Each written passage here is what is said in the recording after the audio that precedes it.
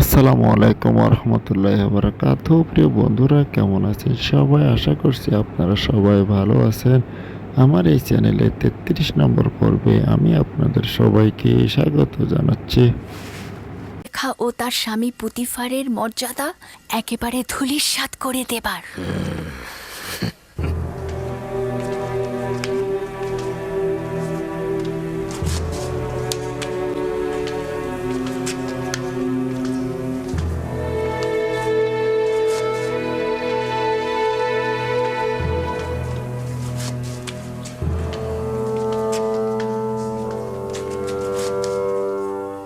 তোমাকে বলেছিলাম আমি কিছু সময় একা থাকবো।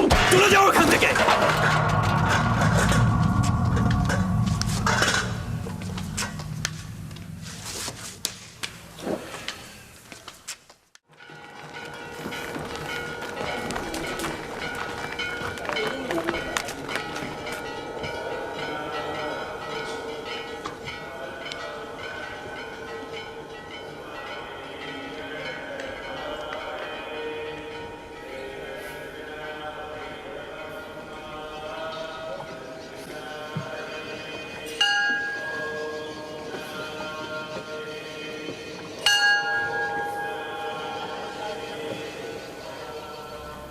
জনাব প্রধান বাবুর্চি, জনাব প্রধান বাবুর্চি, জনাব প্রধান বাবুর্চি আপু পিস, আমুন তোমার হেদায়েত করুক।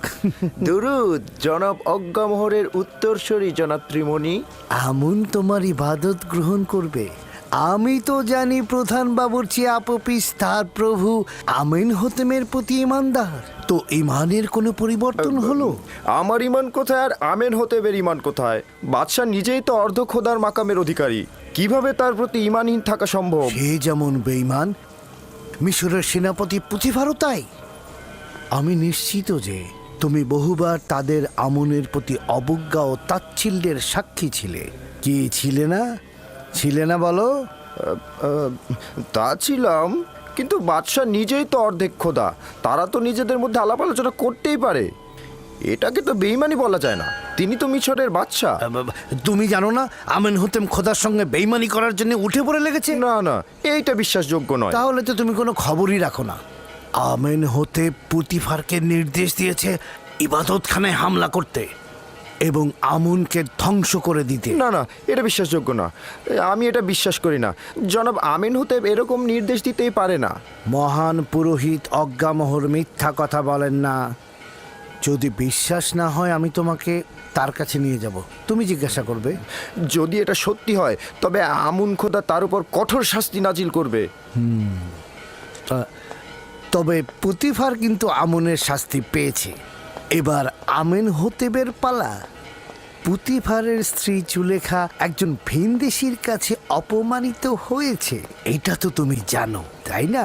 আপনি কি বলতে চাচ্ছেন পুতিফার ও তার স্ত্রী আমুন খোদার অভিশাপ পেয়েছে? সন্দেহ পোষণ করো না। জানোই তো এই ঘটনা পুতিফারের মান এবং সম্মান জনসম্মুখে একেবারে ফুলণ্ঠিত হয়ে গেছে। যদি তুমি ইচ্ছা পোষণ করো তাহলে আমি তোমাকে মহান পুরোহিত অজ্ঞামোহরের কাছে নিয়ে যাব। এটি আমার অনেক দিনের ইচ্ছা, আমিও যেতে চাই তার কাছে। খুবই ভালো। তবে আপাতত জনাব অজ্ঞামোহর এখানে নেই, তবে তিনি তাশরিফ রাখা মাত্রই আমি তোমাকে তার কাছে নিয়ে যাব, ঠিক আছে?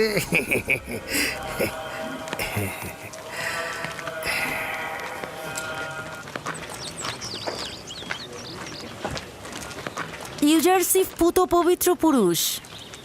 আমি শুনেছি বেশ কদিন যাবৎ জুলেখা তাকে নজরে রেখেছে এবং অসংখ্যবার তাকে মিলনের তাগিদ দিয়েছে, কিন্তু ইউজারসিফ মুখ ফিরিয়ে নিয়েছে। কিছুদিন পূর্বেও তাদেরকে একসঙ্গে দেখা গেছে। শহরের সবাই এ কথা বলা বলি করছে। সম্ভ্রান্ত পরিবারের মেয়ে, মিশর সাম্রাজ্যের দ্বিতীয় নারী, কিভাবে পারল এরকম জঘন্য কাজে লিপ্ত হতে?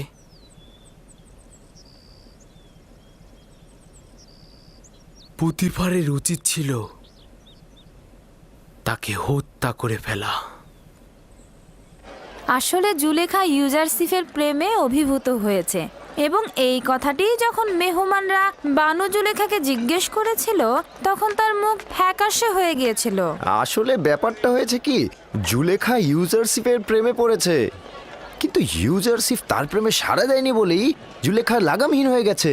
এখন সে কৌশলে ইউজারশিপকে কাছে পেতে চাইছে। ইউজারশিপের পবিত্রতা আসলেই প্রশংসনীয়, কিন্তু একজন গোলাম কি তার মালিকের ইচ্ছার বরখেলাপ করতে পারে?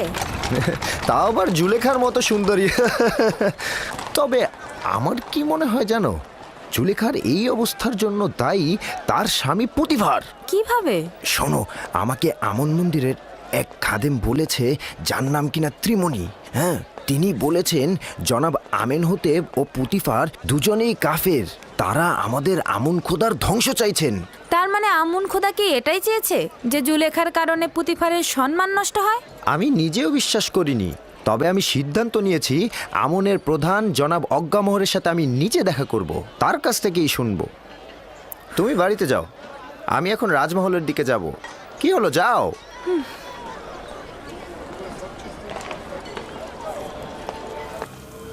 যে রূপ ভাবে নীলনদ পুনরায় জেগে উঠে, লতাগুলো আবার জিন্দা হয়, আবার অনুসারীরাও মৃত্যুর পরে আবার জীবিত হতে পারেন।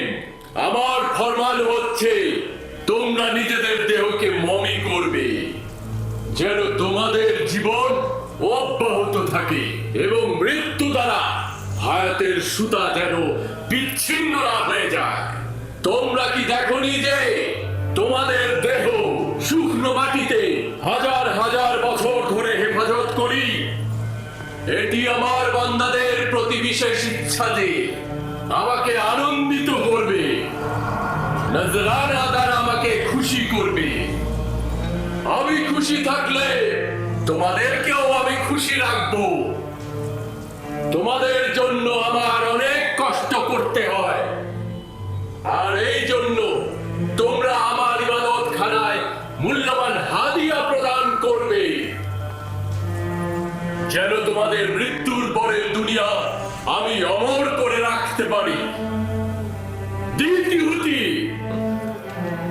আমি আমুন খোদাগণের খোদার প্রতি তোমার অবিশ্বাস দেখতে পাচ্ছি এবং তোমাকে তাজিমে ঈমানহীন দেখছি। আজ তোমাকে ক্ষমা করে দিচ্ছি, তবে এরপর থেকে তোমার গোপন ও চোরের ন্যায় দৃষ্টির শাস্তি হবে মৃত্যুদণ্ড। মৃত্যু ব্যতীত তোমার আর কোনো দ্বিতীয় শাস্তি হবে না। ক্ষমা চাচ্ছি, আমি ক্ষমা চাচ্ছি। খোদাগণের খোদা আমনের কাছে দুঃখ প্রকাশ করছি। আমাকে ক্ষমা করুন, আমাকে ক্ষমা করুন। আমি অনুতপ্ত, আমাকে ক্ষমা করুন, আমাকে ক্ষমা করুন। আমি তোমাদের বরকত দিচ্ছি এবং অমরত্ব হায়াতের নাসিব করছি। আমি তোমাদের উপস্থিতি থেকে বিশ্রামে যাচ্ছি, যাতে দেহ থেকে বেরিয়ে বিশ্রাম দ্বারা বান্দাগণের হৃদায়ত ও উষ্ণের রং এবং নিজেকে বান্দাগণের হৃদায়ত ও রুহের কার্যাবলী তদারকি করার জন্য এবং পরবর্তী দিনের জন্য নিজেকে প্রস্তুত করতে পারি।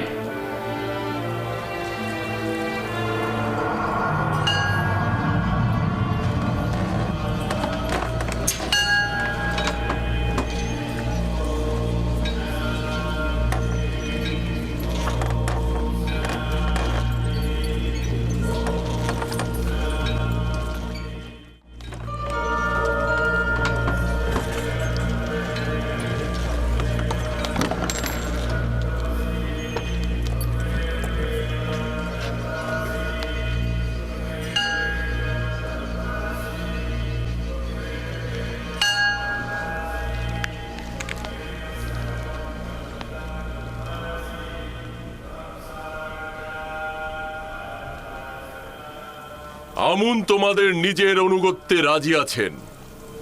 মন্দির ও মন্দিরের খেদমতগারদের ভুলে যেও না। নিজেদের হাদিয়া ও নজরানা দ্বারা আমুনকে সন্তুষ্ট করবে।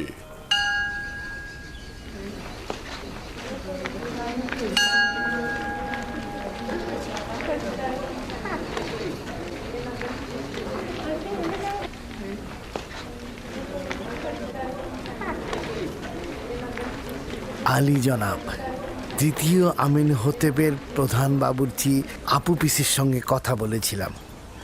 আমিন হতেব ও পুতিফারের বেইমানির কথা তাকে জানিয়েছি। সে বিশ্বাস করেনি, তাই আমি তাকে বলেছি যে আপনি আসলেই আমি তাকে আপনার কাছে নিয়ে আসব, আপনি নিজে তাকে হাকিকতটা বলবেন।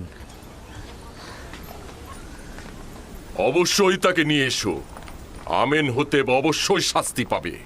এ খানদানের ইতিহাস মিশরের ইতিহাস থেকে উঠিয়ে ফেলবো। অবশ্যই তাকে নিয়ে আসবে। পুতিফার তো আমুনের লালতে বিপদে পতিত হয়েছে, এখন আমেন হতে বেরো তাই হবে। আনুগত্য পোষণ করছি।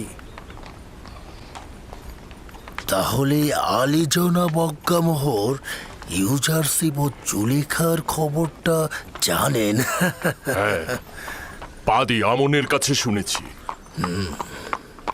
যদিও জুলেখার আমন মন্দিরের জন্য লজ্জাজনক এবং জুলেখার উচিত স্পষ্ট কথা বলা, কিন্তু এই ঘটনার জন্য পুতিফারকে সুস্থ শরীরে বাঁচিয়ে রাখা যাবে না। পুতিফারের দম্ভ পতনের পর এবার আমিন হতেবের পালা, আর আমিন হতেবের পতন হলে আমাদের আর কোনো দুশমন থাকবে না। এই ঘটনা পুরো শহর ছড়িয়ে দাও। পুতিফারের অবশ্যই অপমানিত হওয়া উচিত। জনগণের তাকে চেনা উচিত। বলবে মিশরের শক্তিধরের প্রতীক, অর্থাৎ পুতিফার একজন ভিনদেশিকে রাজমহলের কার্যাবলী, এমনকি তার সহধর্মিনীর উপরও আধিপত্য বিস্তার করতে দিয়েছে। এমনকি তার সহধর্মিনীর সাথে দেখেও সে নীরব রয়েছে। যে একজন ভিনদেশিকে তার রাজমহলের হাকিম বানায়, হতে পারে পুতিফার নিজেই এই ভিনদেশিকে দিয়ে উদ্দেশ্য হাসিলের চেষ্টা করেছে। বলো পুতিফারের তত্ত্বাবধায়ক একজন কাফের। বলবে আমেন হতে পুতিফার আমুন ও আমুনের ইবাদতখানা ধ্বংস করে দেবে। জনগণকে এই হুকুমতের বিরুদ্ধে ইন্ধন যোগাবে। পুতিফারকে খবর দাও, এই ঘটনার পূর্ণ বিবেচনার জন্য আমি তার রাজমহলে আসবো। যাও। ঠিক আছে জনাবে আলী। পুতিফারকে অবশ্যই আমুনের বিরুদ্ধে বিরোধিতা করার জন্য মূল্য দিতে হবে। ঘরের বাইরের খবর কি জানেন আমার বানু? কি হয়েছে? চেঁচাচ্ছ কেন? আপনার আর ইউজারশিপের এই ঘটনা শুধুমাত্র রাজমহলে নয়, বরঞ্চ শহরের আনাচে কানাচে সব জায়গায় প্রত্যেকে নিয়ে কানাঘুষা করছে। কোথা থেকে? কার মাধ্যমে? যদি জানতে পারে কার মাধ্যমে হয়েছে, তাকে শেষ করে ফেলবো আমি। তা জানি না, তবে যে ঘটনায় দুজনের বেশি সাক্ষী থাকে তার লাগাম টেনে ধরা যায় না। আমি এটারই শঙ্কা করছিলাম, আর অনুমান করছিলাম ওই রাতে সাক্ষীদের দ্বারা এটা প্রকাশ হয়ে যাবে। হতে পারে তামা ও তিনা, অথবা মেনিসিতেনেন কিংবা ইউজারশিপ। ইউজারশিপ এটা করতে পারে না? আমারও তাই মনে হয়। এরাই খবরটা ছড়িয়েছে। মুখে মুখে পুরো শহরে এই ঘটনাটা জানাজানি হয়েছে। মজলিসে মজলিসে ছড়িয়েছে। সবাই আপনাকে কামুক নারী বলে ভৎসনা করছে।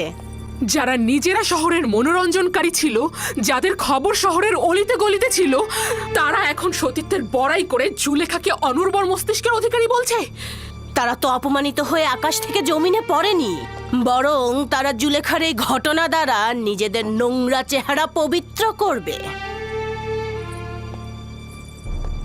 তাদের চেহারাকে সকলের সামনে এমন ভাবে তুলে ধরবো যাতে লজ্জায় তারা কাউকে মুখ দেখাতে না পারে, এবং প্রমাণ করব যে যদি তাদের মধ্য থেকে একটি নারীও আমার জায়গায় থাকতো, তাহলে এর থেকেও ঘৃণ্য অবস্থায় পতিত হতো। খবরটি এমনকি প্রধান খাদেম অজ্ঞামোহরের কাছে পৌঁছেছেন এবং তিনি অত্যন্ত রেগে গেছেন। খোদাবান আমাকে রহম করুক। তিনি অবশ্যই এখানে আমাকে অপদস্থ করার জন্য আসছেন। আপনি ঠিকই ধরেছেন বানু, আজই আলী জনাব অজ্ঞামোহর সদলবল নিয়ে এখানে আসবেন। কিভাবে আমি তার মোকাবেলা করব? হে মহান আমুন, আমাকে রক্ষা করুন। অজ্ঞামোহর মনে হয় অনেক আনন্দিত, তাই না? না না না না না না, আপনি বোধহয় ভুল বুঝছেন। আলী জনাব অত্যন্ত চিন্তিত ছিলেন। খুবই ভালো খাদেম সাহেব, আমরাও খুশি হব। ঠিক আছে, আপনি এখন আসতে পারেন।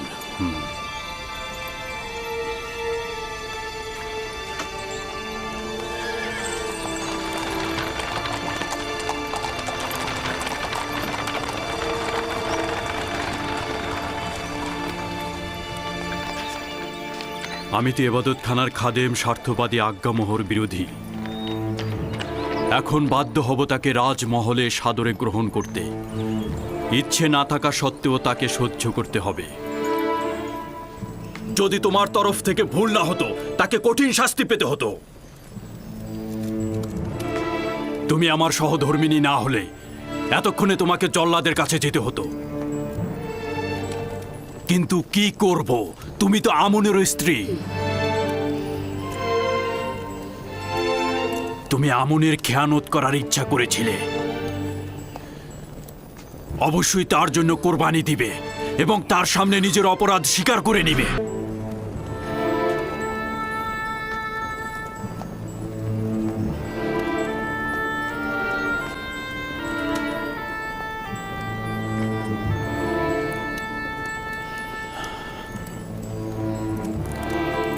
খুব ভালো, খুব ভালো। আমি তোমাকে ক্ষমা করে দিলাম।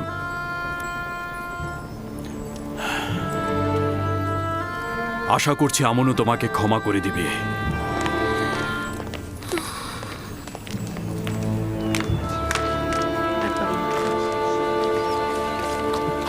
দরুদ জনাব ইউজারসিফ। দরুদ মেনিসাবু, আলোকিত মনের মানুষ তুমি। কি খবর বলো? খবরগুলো মোটেও আনন্দদায়ক নয়। আপনাদের দুজনের ঘটনা সর্বত্র জট বাঁধিয়ে দিয়েছে। যেন এই বিষয় ছাড়া তাদের আর কোনো কিছু বলারই নেই। জুলেখা নিজের লাগামকে নিঃশ্বাসের উপর ছেড়ে দিয়েছে এবং এই নিঃশ্বাস তাকে একেবারে ধ্বংস করে দেবে। যদি না সে এখনই নোঙর ফেলে তাহলে সে খুব বড় বিপদে পড়বে। জনাব ইউজারসিফ, পানু জুলেখা কিন্তু অত্যন্ত সুন্দরী এবং অনেক চতুর। আপনি কিভাবে তার ফাঁদ থেকে পালালেন? আমি দোজখের আগুন থেকে পালিয়েছি, না জুলেখার কাছ থেকে। যার কাছে সুন্দর ও অতুলনীয় মাসুক রয়েছে তার তো কোনো জুলেখার প্রয়োজন নেই। যে ব্যক্তি কাল কেয়ামতের আযাব দেখতে পায় তার নিকট জুলেখা দোজখের আগুন ব্যতীত আর কিছু নয়। জনাব ইউজারসিফ, এই বন্ধ দরজাগুলো আর শিশুর কথা বলাগুলো কেমন ছিল? সবাই বলছে আপনি নাকি জাদু করেছেন। কেউ কেউ তো বলছে আপনি নাকি বড় জাদুঘর। এই সকল কিছু খোদা তাআলার আনুকূল্য ও মেহেরবানিতে হয়েছে। ক্ষণিকের জন্য ধারণা করেছিলাম আমাকে নিজের অবস্থায় ছেড়ে দিয়েছে, আর জুলেখার মোকাবেলায় আমি একেবারে একা। কিন্তু পরিষ্কার দেখতে পেলাম ক্ষণিকের জন্য উনি আমার থেকে গাফিল ছিলেন না, উপরন্তু সকল অবস্থায় হেফাজত করেছেন।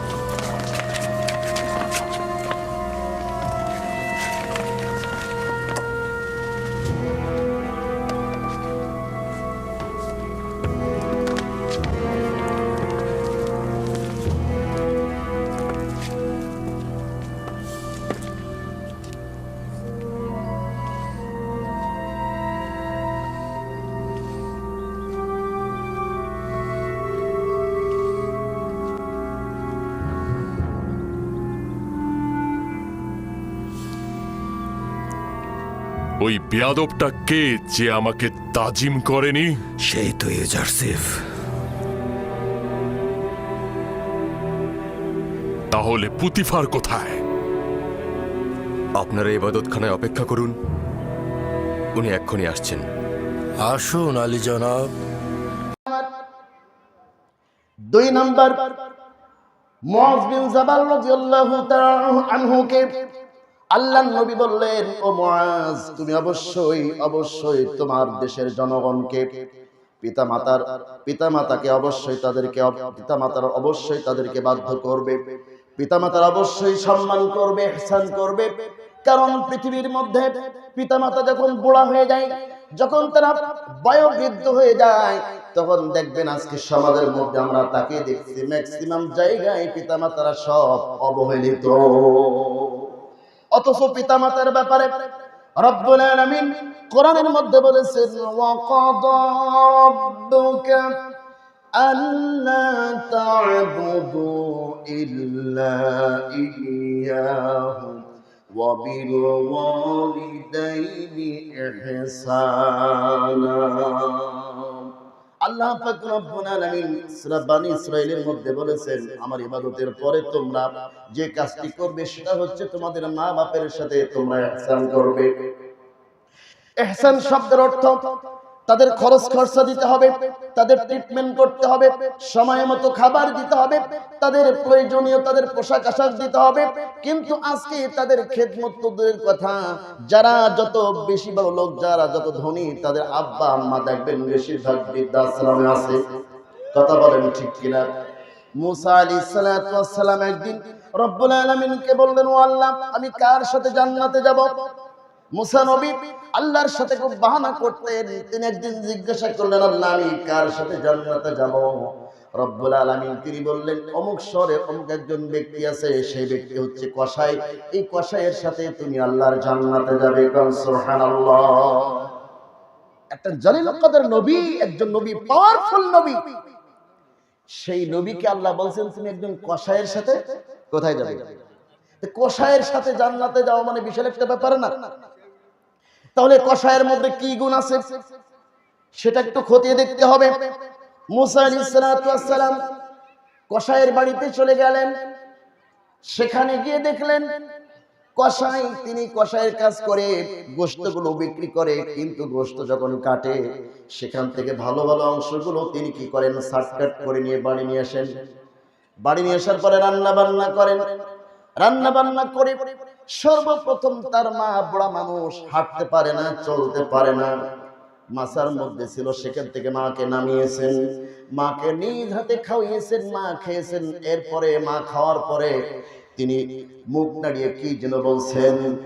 মুসা আলাইহিস সালাতু ওয়াস সালাম কসাইকে জিজ্ঞাসা করলেন, ভাই, তুমি যে এইভাবে তোমার মাকে খাওয়াইলে, তোমার মা কি যেন মুখ নাড়িয়ে নাড়িয়ে কি যেন বলতেছে, এটা আমি বুঝতে পারলাম না। তখন ওই কসাই মুসা আলাইহিস সালাতু ওয়াস সালামকে বলছেন, আপনাকে তো আমি চিনি না, আপনার পরিচয় আমি জানি না, আমার মা আমার জন্য দোয়া করে, ও আল্লাহ, ও প্রভু, ও মালিক, আমার সন্তান আমার জন্য যে খেদমত করে, আমাকে যে ভালোবাসা দেয়, আমাকে যে মহব্বত করে ভালোবাসে, ও আল্লাহ, এই জামানার শ্রেষ্ঠ নবী মুসা আলাইহিস সালাতু ওয়াস সালামের সাথে আমার সন্তানের তুমি হাসর নাসর করিও। তখন মুসা আলাইহিস সালাতু ওয়াস সালাম বুঝতে পারলেন বিষয়টি।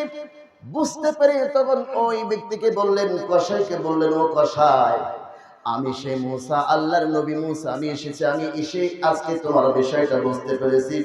মহান আল্লাহ আমাকে কেন বলেছেন কসাইয়ের সাথে জান্নাতে যাব? সুবহানাল্লাহ। আজকে মা বাপ কত অবহেলিত। স্ত্রীর কথা মতো যতদিন আমরা বিবাহ না করেছি, যতদিন আমরা অন্য কোনো মেয়েকে ঘরে না এনেছি, ততদিন পর্যন্ত মা ছিল, বাপ ছিল। কিন্তু যখন অন্য কোনো মেয়ে আমাদের ঘরে এসেছে, যখন আব্বা আম্মা পুত্রবধূ ঘরে এনেছেন, আনার পরে তখন আর মা বাপকে আমরা তেমন ডাকতে পারি না, যত্ন করি না, ভালোবাসি না।